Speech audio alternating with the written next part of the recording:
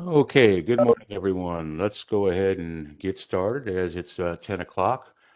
For those I've not met yet, I'm Don Helms. I'm Market Manager for CBC America. With us today are a number of CBC America team members, our executive team, members from there, marketing team, and engineering team.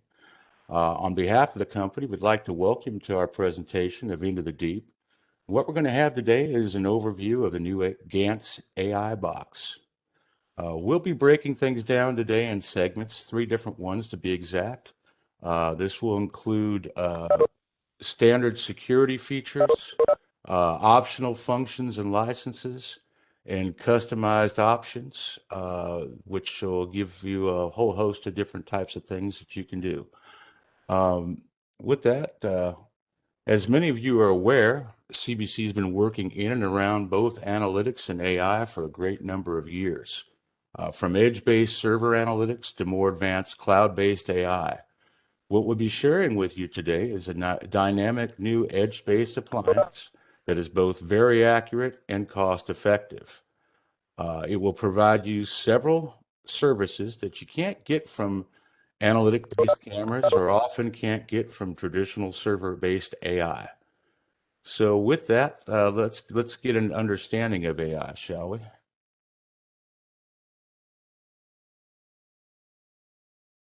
So AI or deep learning is a neural network. It has a number of different layers that learn like a human brain. It basically reviews great amounts of information, data, and learns from that data. As you know, many companies have been using something similar of various forms. And we know that there are some standard feature rule sets out there that some all have some variations, although we've been told with this engine we are more effective than most of our competition. And of course, we can give with that a special edge to you and your services.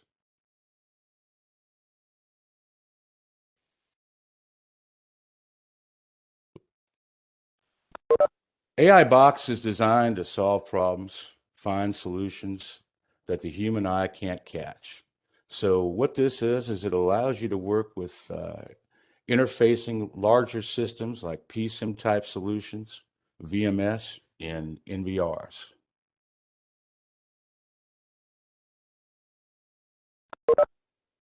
So what we are is it's basically with our key features is cutting edge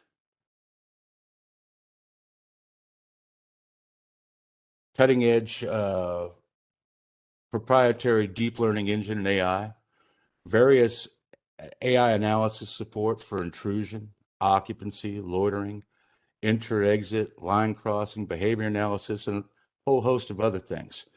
It can be compatible with existing ONVIF-based VMS, NVR, DVR, and alarm monitoring systems. And with that, it's integrated in a number of our different product lines. Portrol, of course, and then Immix, which is out there, which is really big for the central stations. Sentinel, SafeStar, Kronos, and a few other different types of things.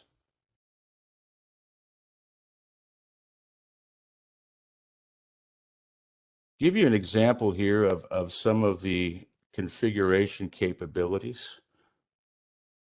Uh, let's see here. We've got your alarm systems that are out there that can tie into the back of the AI box. You've got the recording capability, which goes directly to your cameras, and all that can become event-driven type services or event-driven events or alarms or anything like that to catch things happening in real time.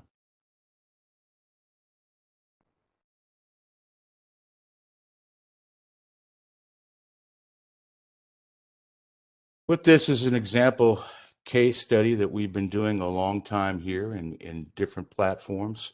This particular one works very, very closely with central station type environments.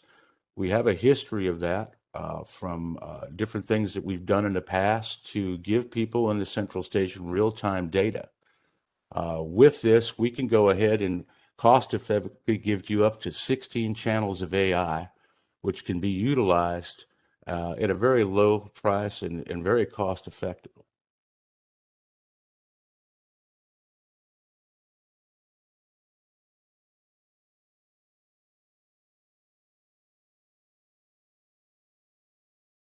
So while there's very similar different types of analytics and AI that are out there today, most of them have very similar functions.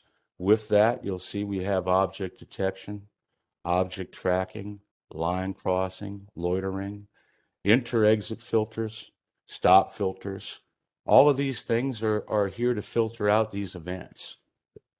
We can also do certain types of classifications, human classification, vehicle classification, even bicycles or motorcycles.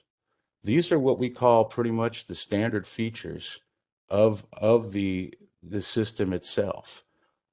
We also have ready options that we'll be discussing today.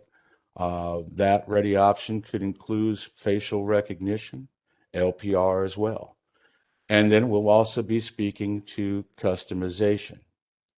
With the customization, we can do other types of things, including behavioral customization. This is where we start to get into key different types of emphasis that we can use for special environments, special things that you might need help with solving certain types of problems out there.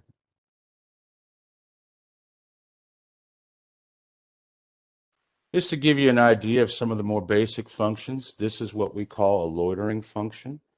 As I said before, there are very many different types of variants out there on the market like this, but we think we can do this much actively, and from the proof that we've seen out there, it's very, very competitive and cost effective.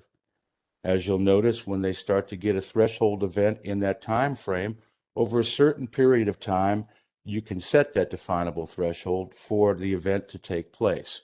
So this is very good for different types of scenarios like parking lots, outside of front of buildings, employee protection scenarios, things of that nature.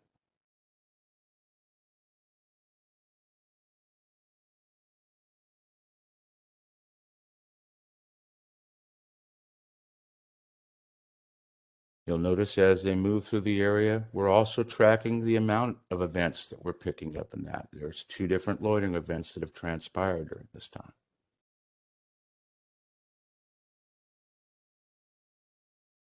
On the other slide, it's just another example you'll see here of different types of definable zones that you can utilize for the loitering type events.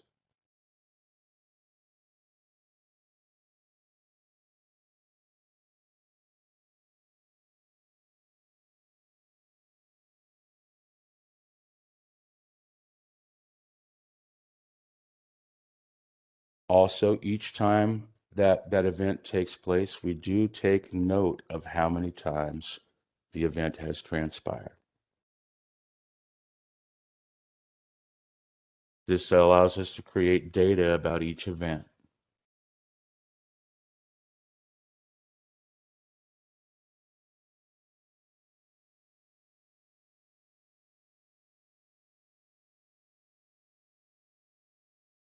Some other like type events, this particular one, it was utilized outside of a military application. As you know, as you move forward in each one of these events, you'll see that as they cross that threshold, we're counting how many people have gone over that threshold, or in that particular scenario, how many times the event has happened as well.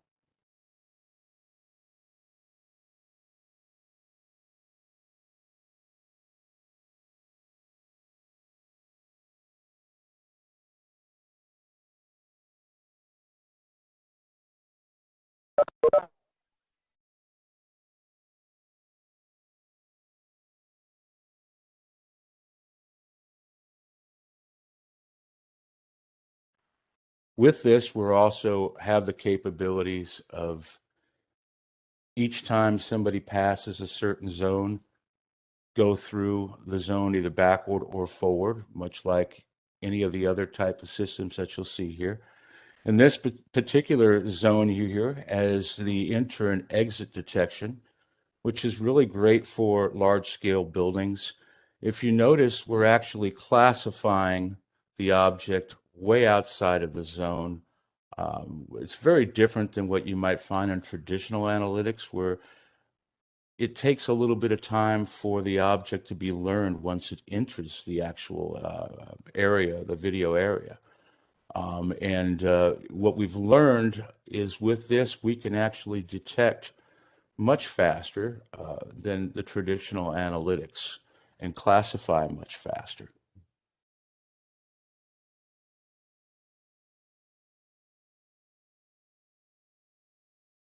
Same thing holds true for counting algorithms. We can actually count the vehicles, count the humans as they cross that line. But you'll notice that with this, we are detecting much faster, much more rapidly than we would with traditional analytics.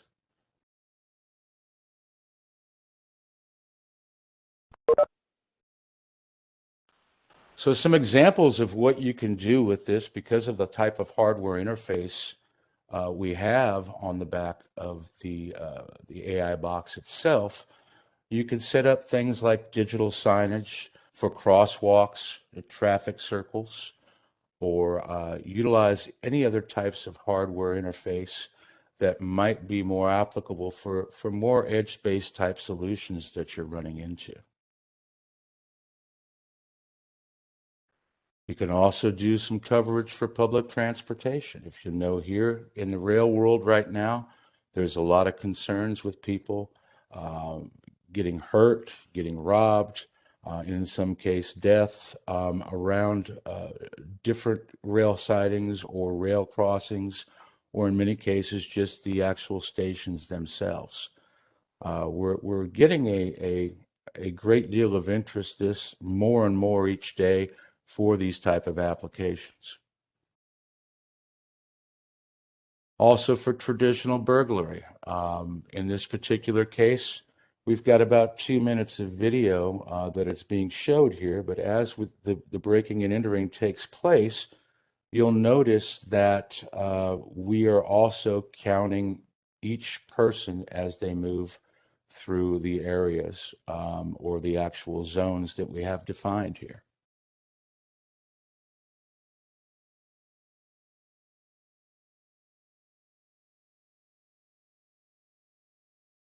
All this is creating more and more data.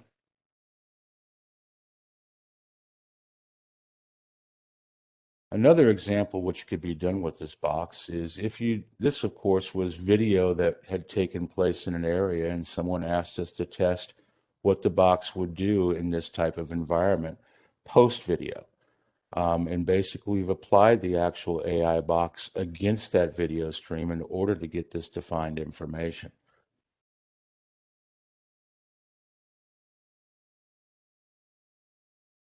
As you can tell, in a short period of time, there's been close to now 27 different intrusions in that environment. Looks like we froze up a little bit here. But that was just over a 1 minute and 22-second amount of time. Again, some of the standard features that are available in the AI box, just as it own, is object classification, which is humans, cars, bikes, virtual fence type applications for low light sensitivity, occupancy management, one person, four people, how many people that would be coming in there. That's great for hotel type applications. Fast object classification, speeding cars, illegal parking detection, multiple rules for loitering, virtual fence combination. We can combine multiple rules in order to get a defined response. We can utilize this in ships for man overboard type scenarios. We've done things with national parks with this wrong way detection notification, railway crossing, as we mentioned earlier, and then multiple channel notifications for different types of objects.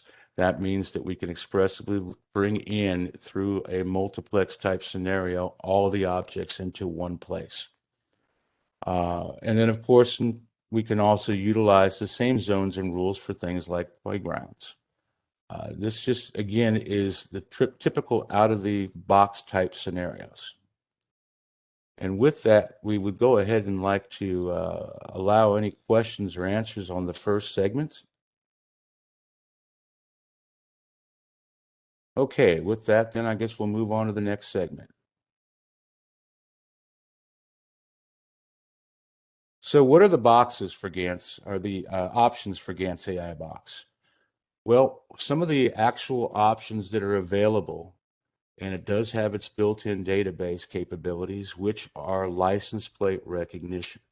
So you can utilize this as standalone license plate recognition for blacklist, whitelist, things of that nature. So for residential communities, things of that nature, you could go ahead and utilize this on the day-to-day type environments. It will maintain its own database, and then of course the blacklist and light list can also be taken care of from your own services. We also have facial recognition capabilities. This is a separate box feature and it is a separate part number, but also you can keep databases of individuals for facial recognition in environments. Again, whether in this particular scenario, blacklist, whitelist, and employee. For those that you don't know the difference between the three different types of things, blacklist would be someone you don't want in the environment. Whitelist could be accepted personnel, and employee are actually employees that would be in that particular area. This is being utilized in many instances for not just security environments, but utilized for list and retail locations, as well as potentially different types of customer bases that you might have in these environments. We also have the capability of privacy masking. The privacy masking, as you notice, we have an area which would allow you to see people moving through that environment. But if you have area concerns outside of that zone of interest, you can go ahead and mask out the individuals that are on the exterior of that zone.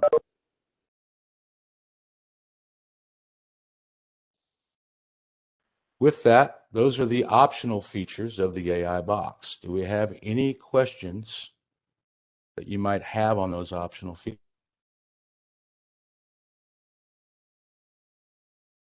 Okay, if there's no question okay, great. Thank you, Luca. So let's talk about the big part that's near and dear to everybody's heart is what we call the NRE customization. As you'll find,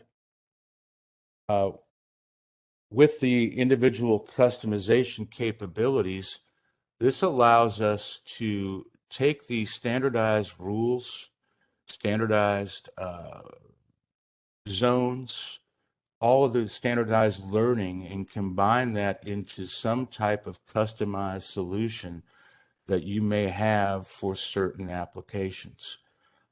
This would allow you to be more flexible for your customer base, more flexible for end users that may have problems that need special definition or need some special care. We can certainly help with that through the customization type scenarios. Here's an example of some of the customization we've done in the past. This is what's called helmet recognition. In this environment, they'll be able to detect whether someone had a helmet on or did not have a helmet on in the environment. As you know, as you can see here, there is a percentage number that shows up on the green event. That is telling us the percentage of probability that this is actually accurate. So we keep those in mind as we're starting to do some of these customization type scenarios. We can also do behavioral recognition, things like this. This one, we're actually doing detection of what they're doing as it relates to face in the eating scenario or to the drinking scenario. We've had people come back to ask if we can do something as it relates to detecting if people had cell phones in their hands or did not have cell phones in their hands. All these are things that we can do through customizations of the behavior. Also do object recognition in some of these environments. In this particular scenario, we've done different types of food recognition. Same characterization, you'll notice that we have the capability of defining what that is and what the probability is of that.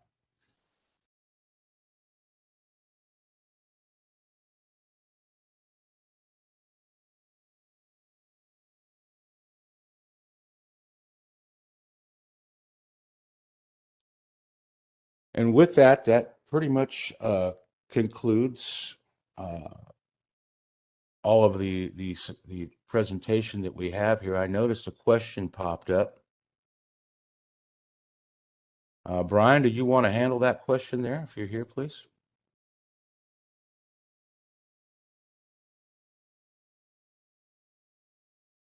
Thank you, Don. Yep.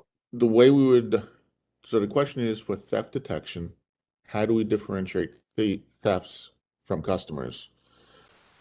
Depends on which example you're looking at. So if you're looking at the example of food being taken off the shelf, as in the last video clip, that requires designing. So if you're setting up a zone specifically to know that food is being taken out, you can't necessarily determine that that's a theft or non-theft unless you add behavior to it. So if the person's stuffing it in a shirt or into a bag, that type of behavior could be considered theft. Whereas somebody just taking out of the freezer and then walking away with it could be considered a customer walking up to the counter.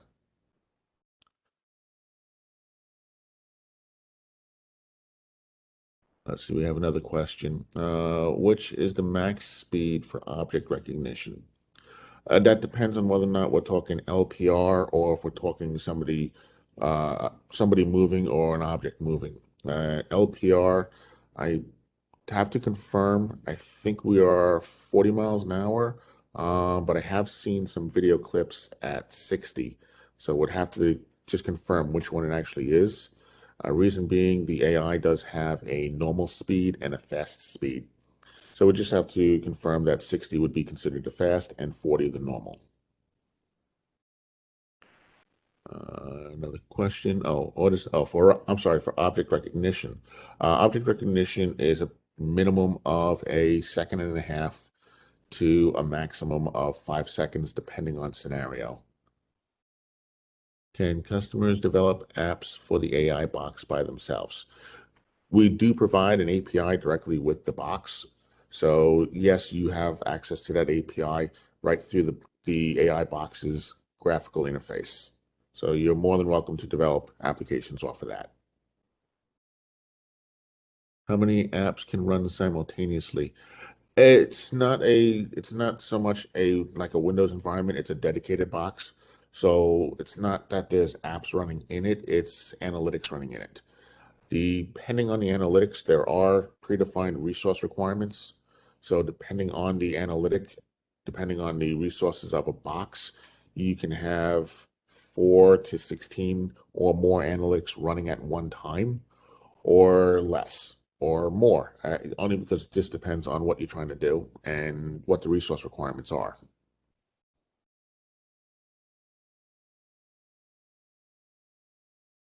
Okay, any other questions from anyone?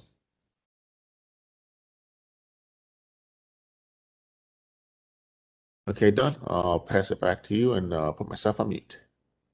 Thank you very much, Brian. And then if there are any other questions, certainly we can, I think there was one here, has AI Box SMTP server inside, Brian? I believe the AI box can connect or utilize SMTP servers, but there's no actual time server inside it itself. Yeah, it's a standalone device, and it's pretty much all inclusive into one little box. And it maxes out at 16 channels and as low as 4 channels.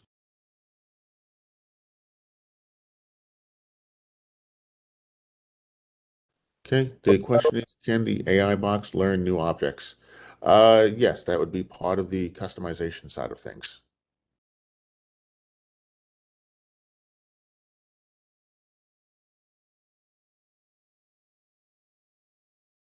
Okay, question is, what's the framework for software development for the AI box analytics?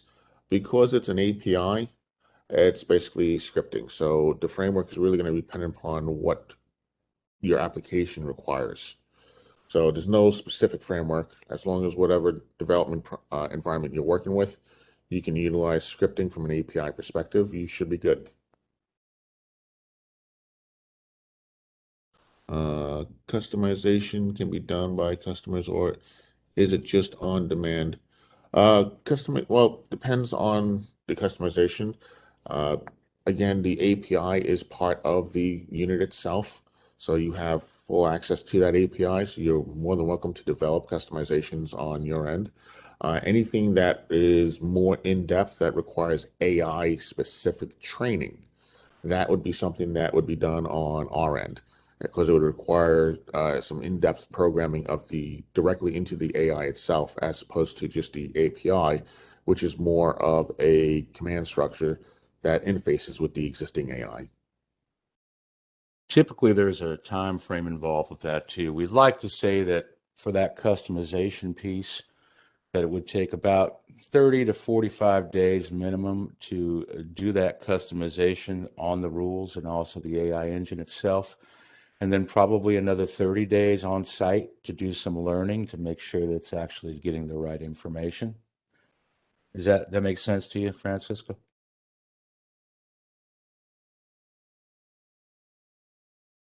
Okay, so question about cybersecurity related to firewall. Like any network device, there's always going to be uh, configuration requirements depending on the deployment.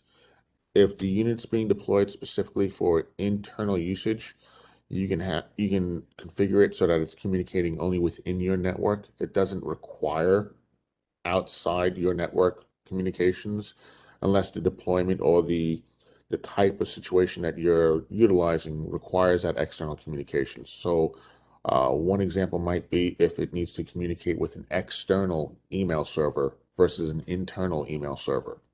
So it's kind of a yes and no question because it really is dependent upon the deployment requirements.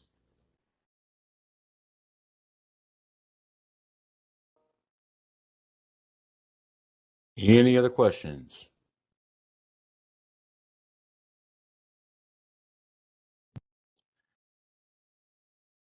And Nina, I know you're here as well. Nina represents our marketing department. Did you want to put out where the page is on the website there in case there's any other contact questions or anything along those lines?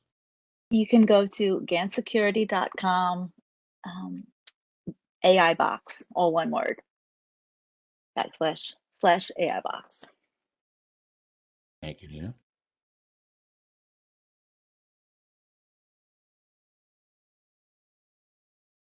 Any other questions?